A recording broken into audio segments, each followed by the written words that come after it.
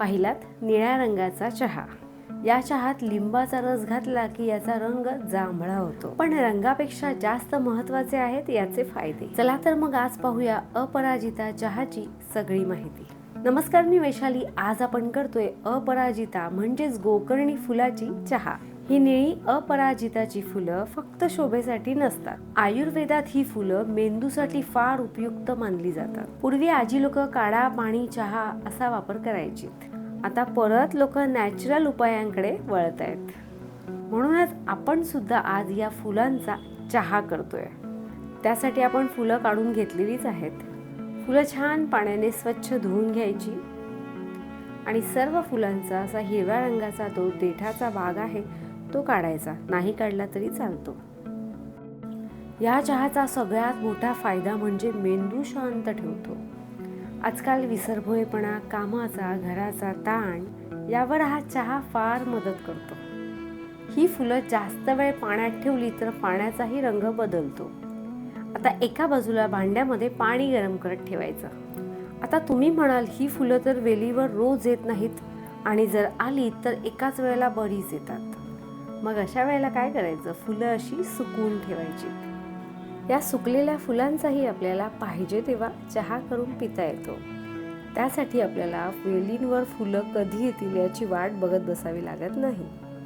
आता आपण चहासाठी जे पाणी ठेवलं आहे ते छान उकळी आल्यावर यामध्ये आपण घेतलेली सर्व फुलं घालायची. ताजी फुलं कमी असतील तर यामध्ये तुम्ही सुकलेली फुलंही घालू शकता. हा चहा विद्यार्थी, ऑफिसमध्ये काम करणारे, घरातल्या बायका सगळ्यांसाठी उपयुक्त ठरतो. बरं, करूनही झटपट होतो. तुम्हाला सांगते, हा चहा झोपेवर पण चांगला परिणाम करतो. रात्री लवकर नाही पण संध्याकाळी घेतला तर झोप छान लागते. मोबाईल, टीव्ही जास्त बघणाऱ्यांसाठी डोळ्यांचा थकवा कमी करायला उपयोगी. हा चहा जास्तीत जास्त 5 ते 6 मिनिटं उकळायचा. म्हणजेच या फुलांमधील पूर्ण अर्क पाण्यामध्ये उतरेल इतका वेळ उकळायचा. फुलं चमच्याने छान ढवळून घ्यायची. म्हणजे त्यामुळे काय होतं, यातील रंग पटकन उतरतो. पाहू शकता, बऱ्यापैकी या फुलांमधील अर्क म्हणजेच रंग या पाण्यामध्ये छान उतरला आहे. या चहाला जास्त वेळ जर तुम्ही उकळलात तर काय होतं, चहाची चव कडवट होते. झाला की आपला अपराजिता फुलांचा चहा करून पिण्यासाठी तयार आहे.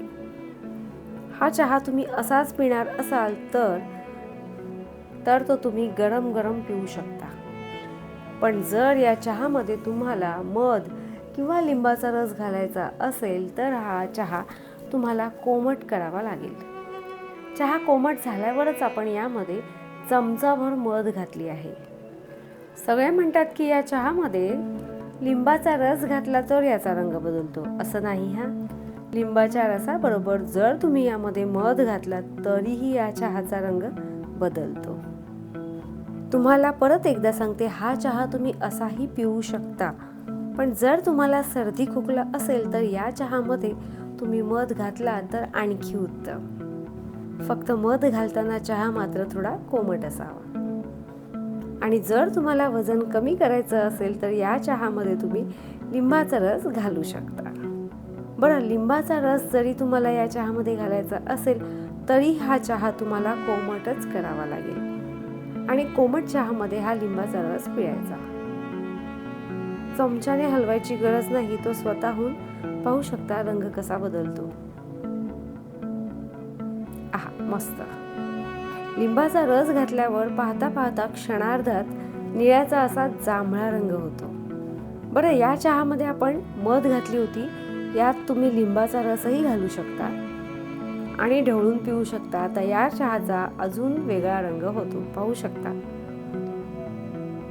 खरं सांगायचं तर मला हा चहा असा प्यायला आवडतो. तुम्ही हा चहा तुम्हाला कसा आवडेल तसा पिऊ शकता. मध आणि लिंबाचा रस न घालता जर तुम्ही हा चहा पिणार असाल तर तुम्ही हा चहा गरमच प्या. पण दिवसातून 1च कप हा चहा प्यायचा. रिकाम्या पोटी हा चहा प्यायचा नाही. सकाळी नाश्त्यानंतर किंवा संध्याकाळी उत्तम.